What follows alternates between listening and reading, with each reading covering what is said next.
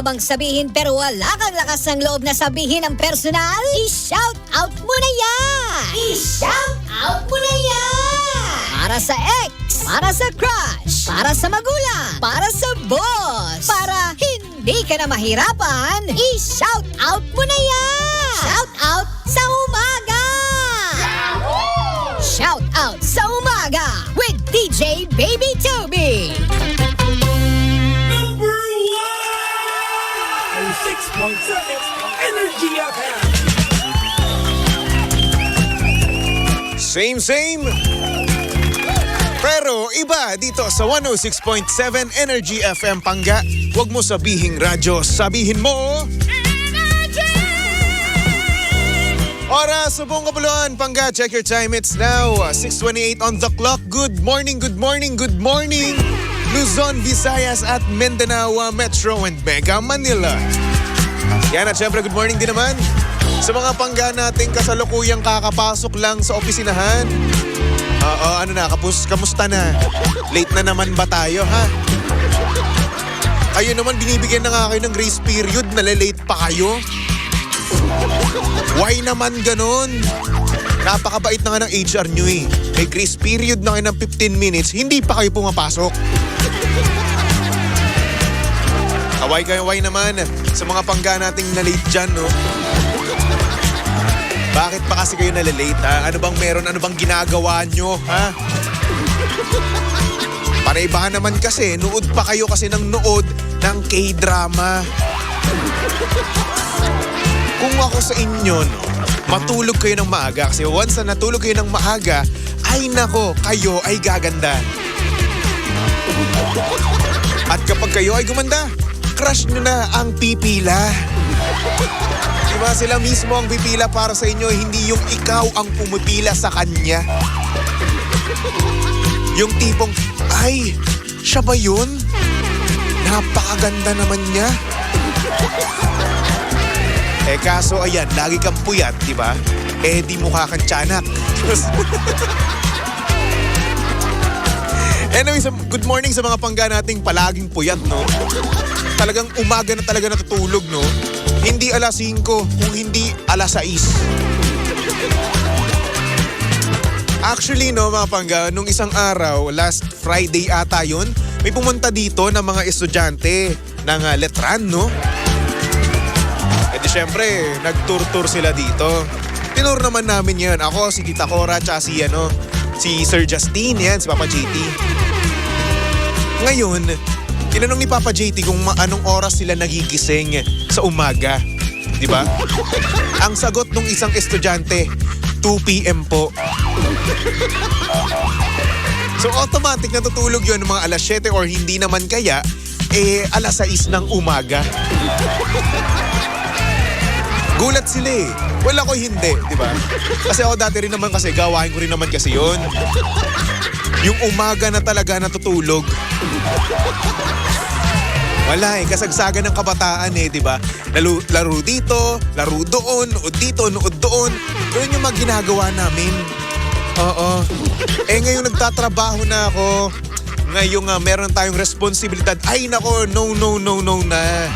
Hindi na tayo gumagawa ng mga ganyang bagay. Kaya naman sa mga kabataan nyo, nako, sulit-sulitin nyo na yan.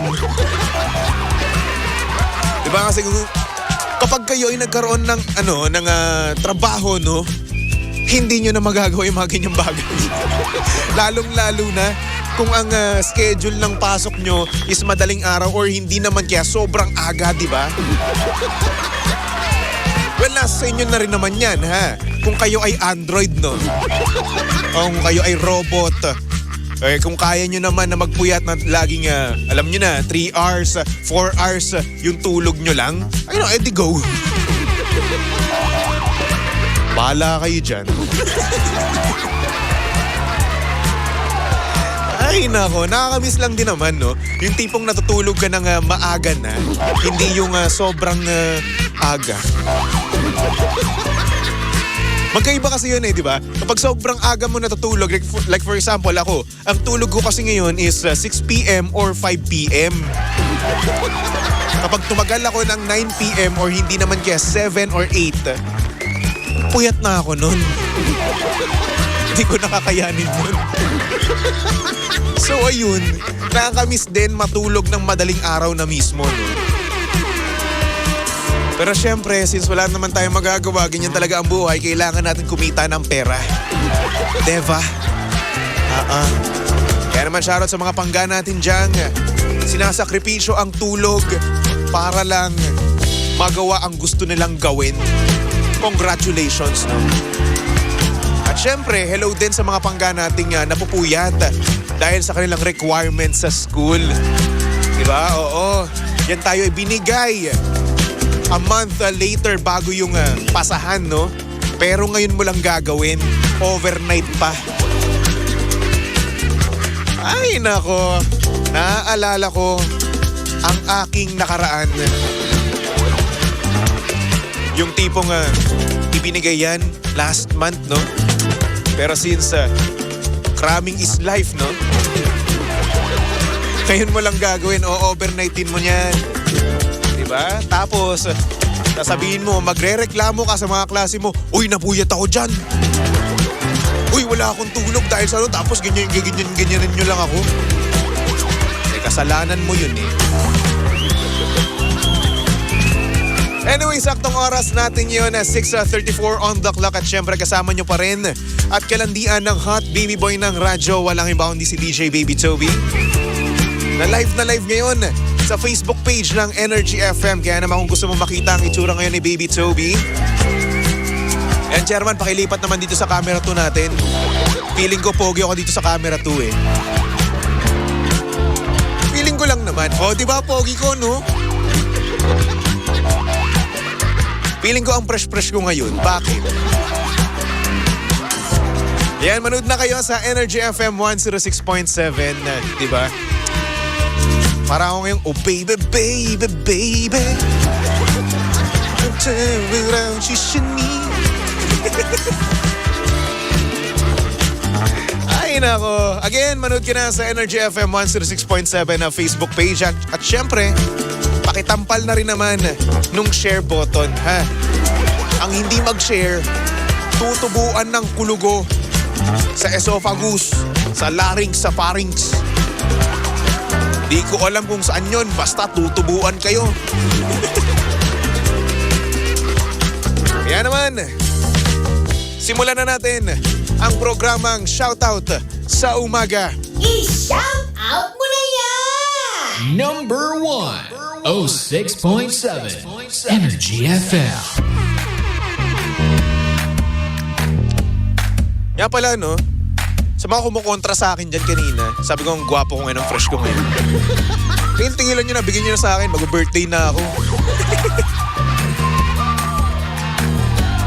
Itong ating message sender ngayon ay meron daw siyang nakita sa TikTok ng kanyang jowa. Parang may idea na ako, ha. Pangalan niya ay Quincy. At ang sabi niya dito, good morning, Baby Toby. Nakita ko yung TikTok ng jowa ko. Puro babaeng sexy at kita ang kaluluwa ang pinaglalike niya. Ano po ba ang pwede kong gawin? Nakakalungkot. Hindi ba sapat kung ano ang meron ako? Bakit merong mga lalaking ganito? Laging mga sexy ang pinapanood at nilalike. Ayun lang naman, Baby Toby, maraming salamat at advance happy birthday.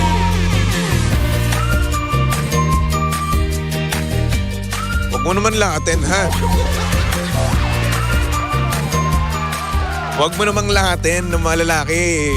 Tanging pinapanood lang sa TikTok eh. Puro mga sexy.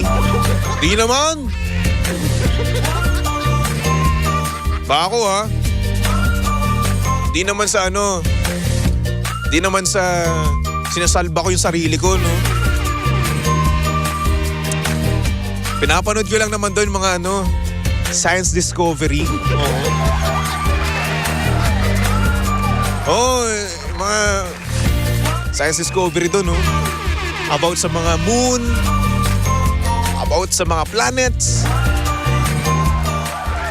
Oo, alam nyo ba na pag-alaman ko pa doon sa TikTok na yun, no? Ang daming sun nakakasya sa black hole. Oo, nalaman ko yun dahil sa TikTok dahil hindi ako nanonood ng mga sexy. Dapat yung mga ganyan mga pinag-ano nyo, pinapanood nyo, di ba? Yung meron kayong napupulot na kaalaman, di ba?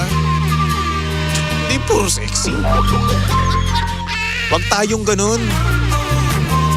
Di ba no, Chairman? Yan pa isa, si Chairman pa isa. Si Chairman, lagi niyang pinapanood doon, Naruto. Di ba? Ganyan kami mga lalaki dito sa Energy FM. Si Jimbo, ewan ko lang sa kanya.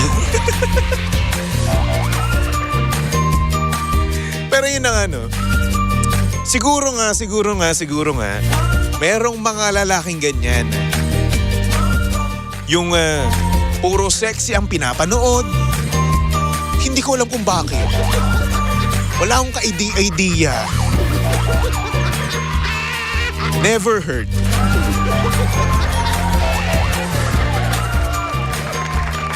Kung nakita mo man yan sa TikTok ng jowa mo, no? Kasi syempre sa TikTok kasi meron diyang ano eh.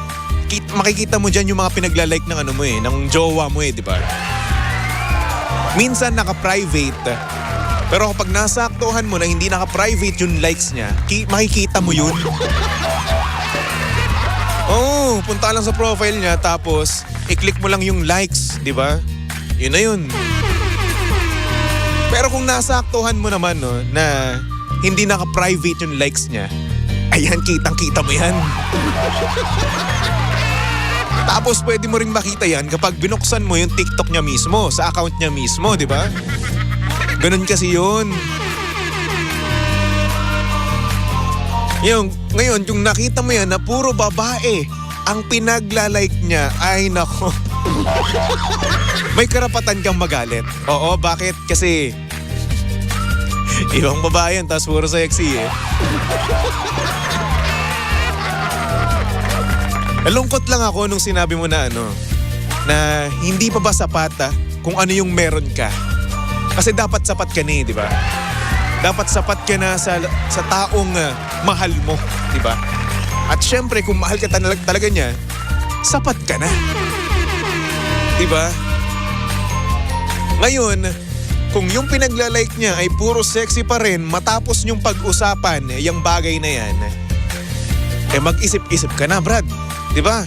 Mag-isip-isip ka na kung ano yung gagawin mo. Kasi ang dami kong nakikitang comment, no? Meron kasi ako nakita rin picture last week ba yun? Na kung saan nakita niya rin yung likes nung kanyang jowa. Ngayon pinost niya yun, oo.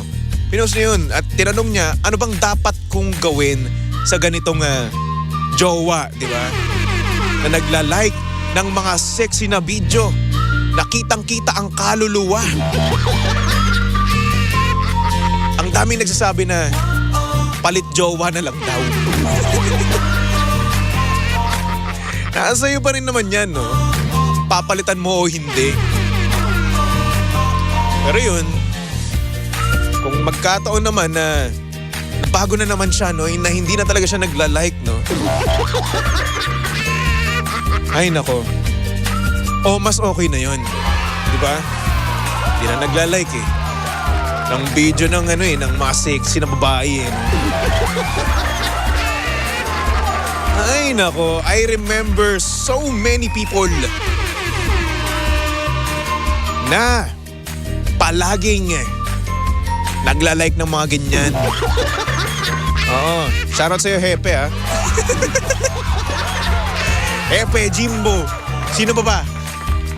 Buti lang ako dito, no? Hindi ako nakahawa sa kanila. Good boy ako. Tanging pinapanood ko lang dun eh. Yun nga, science discovery. Tapos meron pang isa eh. Yung nagtatanggal ng sapatos ng kabayo. Pamilyar ba kayo dun? Pinapanood nyo rin ba yun? Yung nagtatanggal ng sapatos ng kabayo tapos nililinis niya. Satisfying kaya yun? Minsan pa nga, no? Minsan kapag natatsyempohan, yung blackheads, whiteheads, no? Yung mga pinapanood ko, ingrown yan. Diba?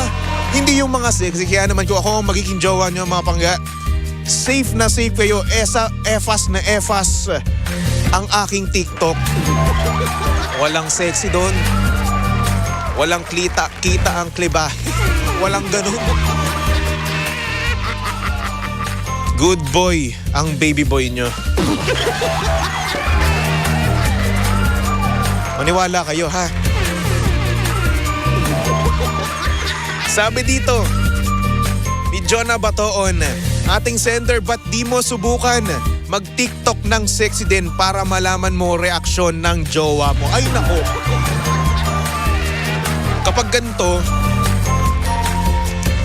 ganito yung jowa ko, no? Kung ako man magkakaroon ng jowa, no? Tapos ganoon din yung mga inilalabas niya, ay naku, papatigilin ko yan.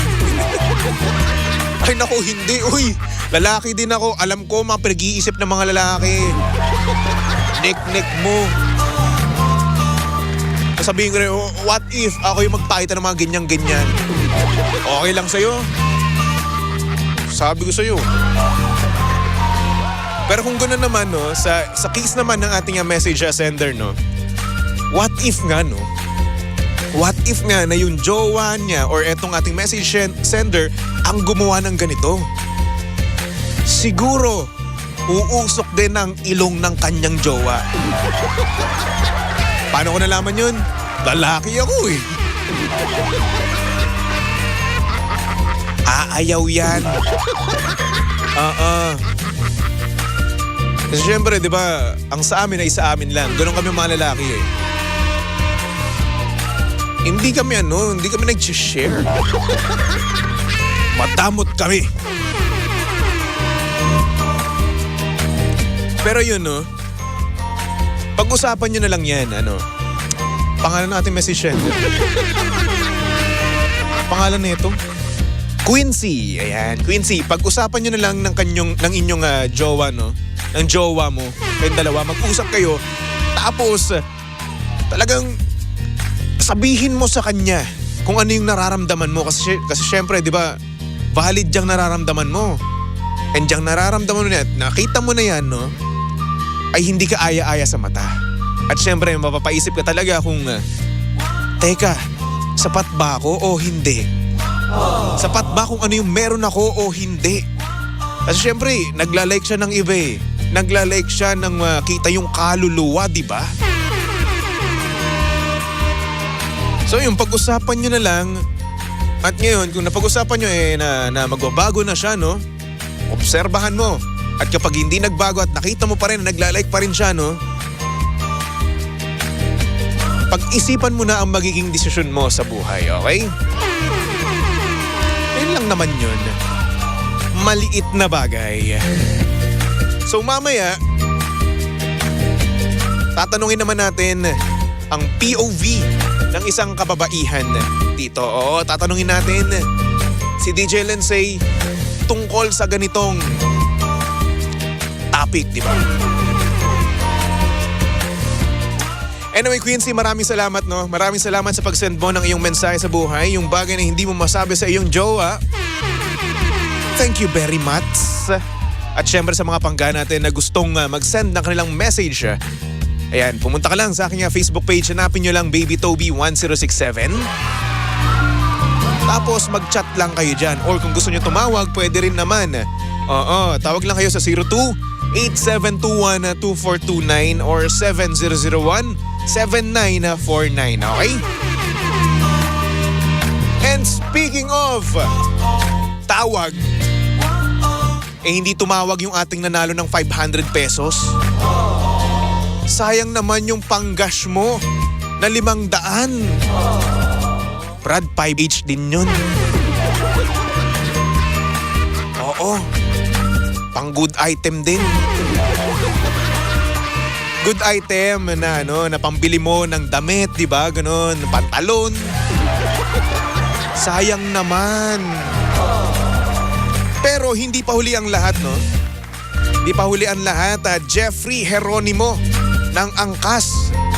Tatawagan ka pa namin ng 2 beses. Ngayon, kung masasagot mo man to, mananalo ka ng tumataginting na 200 pesos. Kaya naman, Chairman, ikaw na ang bahala. Tawagan na natin si Jeffrey Geronimo. Hi, Panggas! O Pangkas! On air promo! Jeffrey Geronimo ng Angkas. Sumagot ka, sayang ang 200. 200 din yun, no? Pang top up din yun, Brad. Ang ano dito, ayan, nagre-ring na. Baka nga mamaya, ito pa yung naano ko di ba? Nasakyan ko kanina. Ayos, di ba? Pero anyway, sana sagutin. Kasi Brad, 200 din yun, no? Tapos itong winner na to ay pumunta nung ating Riders Day. Oo, doon siya nagbigay ng kanyang raffle entry, di ba? Nung nakaraan September 7. Actually, ang dami nga nila nun eh. Oo, Angkas, Joyride, Lala Move, no? The subscriber cannot Crab be Food, reached. Food Panda. Please try again later. Ako po, The cannot be reached. subscriber cannot be reached. Please try again later. Ayan, Chairman, isa pa, Chairman. Ito na yung last chance ni Jeffrey Geronimo. At kapag siya ay sumagot, ayun, 200 pesos. Pero kapag hindi naman, goodbye 200 pesos. Sayang naman. 200. Panggas! O Pangkas! On air promo! Pwede mo na rin yung pang ano, chicken, no? Anyway, pinambati ko muna si Lucia,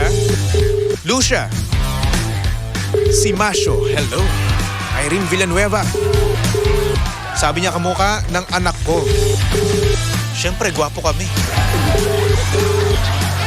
Baka ako yung anak mo. Villanueva din po ako. Sabi ni Mami Romy, The subscriber cannot be ayun reached. lang. Please try again later.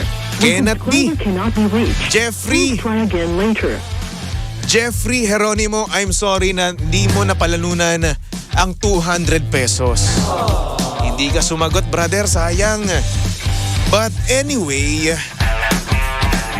hindi pa ungol na lahat, mga panggano. Dahil mamaya si DJ Lensay ay bubunot din. Oo, at may chance ka pa rin na manalo ng 500 pesos. Kaya naman, for the meantime, magbalik tugtugan muna tayo for our next song. Here's a song from Lola Amor, titled Raining in Manila. Only here to number 106.7 Energy FM. Panggawag mo, sabihing radyo, sabihin mo